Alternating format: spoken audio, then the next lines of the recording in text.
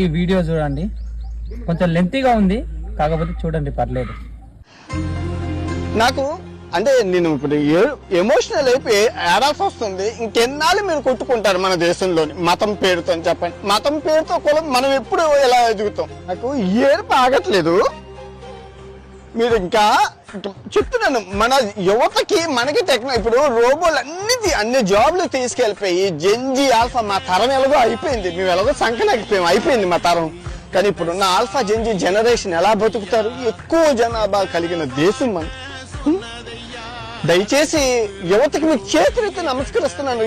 చదువుకోండి రా, బాగా చదువుకుంటే ఎలా అవుతుంది మన దేశం మీ చేతిలోనే ఉంది. దయచేసి మతం కోసం కులం కోసం కొట్టుకొని సావకాని మీకు చేతులైతే దండం పెడతాను. ఒక బ్రదర్ గా చెప్తున్నాను, దేశం సర్వనాశనం చేస్తున్నారు ఈ ఏదవ నా కొడుకులు అందరూ కలిపి మతం పేరుతో కులం పేరుతో.